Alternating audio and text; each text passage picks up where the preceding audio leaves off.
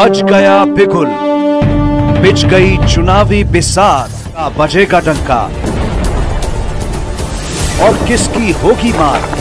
सत्ता के सबसे बड़े रण क्षेत्र का हाल, विधानसभा का महासंग्राम। यावेळी आपल्या सोबत आहे वणी मतदारसंघातून भारतीय जनता पार्टीचे विजय बाबू चौधरी, आपण प्रदेश कार्यकारिणी सदस्य पण आहात। सर, आमच्या चॅनल मध्ये आपलं स्वागत। धन्यवाद सर, आम्ही तुमच्याकडनं जाणून घेऊ नेमकं आपला जे वणी मतदारसंघ जे आहे ते कशा प्रकारचे आपले मुद्दे, काय विकासाचे मुद्दे, काय रणनीती आहे, कशा प्रकारचे आपलं समीकरण राहणार आहे या मतदारसंघाच्या, त्याबद्दल त्या प्रेक्षकांना सांगा। वणी विधानसभा क्षेत्रामध्ये अनेक शेतकऱ्याशी संबंधित आणि इथे WCL च्या खाणी असल्यामुळे प्रदूषणाचा मुद्दा, रेल्वे सायडिंगचा मुद्दा व त्याच्याने होणारे आरोग्य संबंधित विषय असे अनेक विषय आहेत आणि रोजगार आहे। या सर्व बाबींवर माझ्याकडून जर मला भविष्यात संधी मिळाली तर मी पुरेपूर सर्व समस्या सोडवण्याचा आणि तत्पर राहण्याचा, सादर राहण्याचा पूर्ण प्रामाणिक प्रयत्न करेल। आता पुढे विधानसभाची निवडणुका लागत आहे, सर्व प्रकारची मोर्चे बांधणी सुरू आहे, आणखी इथे चुरशीची लढत आहे वणी मतदारसंघामध्ये। तर मला सांगा, कशा प्रकारचे आपले जनसंपर्क कार्य सुरू आहे, काय भेटीगाठी सुरू आहे, काय जनसभा सुरू त्याबद्दल? मागील 20 वर्षापासून मी सामाजिक आणि राजकीय क्षेत्रात बरेच भरीव काम केलेले आहे। मला अनेक वेळा संधी आली, पण काही कारणास्तव राजकारणात शेवटी कधी कधी निराशाही हातात येते। अशा काही प्रसंगामुळे 2009 मध्ये मला काँग्रेसची सीट फायनल झाली होती, पण आदरणीय सुधीर भाऊजी मुनगंटीवार यांच्या विरोधात तेव्हा काँग्रेसकडून कोणी लढायला तयार नव्हतं। त्यावेळेस राहुलजी पुगलिया हे तयार झाले आणि तो आणि मी जैन होते, म्हणून मला 2009 मध्ये पुन्हा कट करण्यात आलं। इथं पुन्हा वामनरावजी कासावर यांना संधी देण्यात आली। त्यानंतर जवळपास 2016 मध्ये मी भाजपमध्ये प्रवेश केला। भाजपमध्ये मला नगराध्यक्ष देणार होते, पण नगराध्यक्ष हंसराजजी अहिरभे यांची इच्छा होती तारेंद्र बोर्डे यांना द्यायची। त्यावेळेस 18 नगरसेवक मी दिले होते पार्टीला आणि आम्ही 26 मधून 23 सीटा निवडून पण आल्या।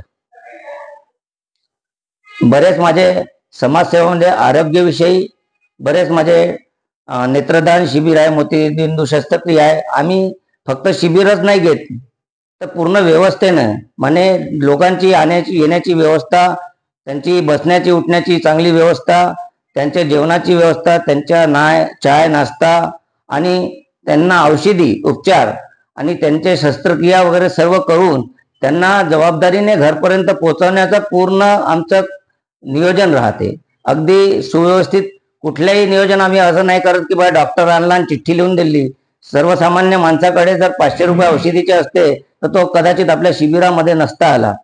आणि ग्रामीणमध्ये काय कसं असते, जनजीवन जे आहे ग्रामीण लोकांचं ते सर्व निसर्गावर अवलंबून असते। त्यांना अनेक असे विषय असतात, त्यांना पूरपीडिती असते, पावसामुळे होणारे नुकसान, प्रदूषणामुळे होणारे नुकसान, त्यांच्या घरी आरोग्याचा एखादा कुठलाही काही विषय मोठा झाला तर त्यांची आर्थिक स्थिती पूर्ण डावलून जाते। म्हणून आम्ही जास्तीत जास्त आमचं जे भर असते, जे काही आम्ही रोगनिदान शिबिर किंवा इतर कॅन्सर शिबिर या आरोग्याच्या संबंधित कुठलंही शिबिर आम्ही घेतो, तर आमचं ग्रामीण क्षेत्रावर खूप जास्त जोर असते, कारण तिथं आम्हाला गरजू लोक पुष्कळ भेटतात। नुकतंच महायुती सरकारने जी योजना राबवलेली आहे, माझी लाडकी बहीण योजना, आणखी भाऊ योजना जे आहे, जनतेतर्फे भरपूर प्रतिसाद मिळत आहे। आता मला सांगा, वणी मतदारसंघामध्ये आपण कशा प्रकारचे शिबिर इथे राबवत आहे जेणेकरून लोकांना सुविधा मिळाली पाहिजे, काम झाले पाहिजे? लाडका भाऊ आणि लाडकी बहीण या संदर्भात जी योजना आहे ते पक्षाच्या कडून इथं कार्यालय खोलून लोकांच्या नोंदणी केल्या जात आहे आणि इतर जे आरोग्य संबंधित जे आहे त्याच्यामध्ये मी बरेच शिबिर, आता सध्याच माझं शिबिर माडीला झालं, तिथं 800 रुग्णांचा उपचार झालं. जवळपास आपण 465 लोकांना चष्मे आणि तिथून 44 लोकांना ऑपरेशन करून बोलवलेलं आहे. त्याच्यानंतर शिंदोला आहे, शिंदोलामधूनही जवळपास 700 पेशंट झाले आपले.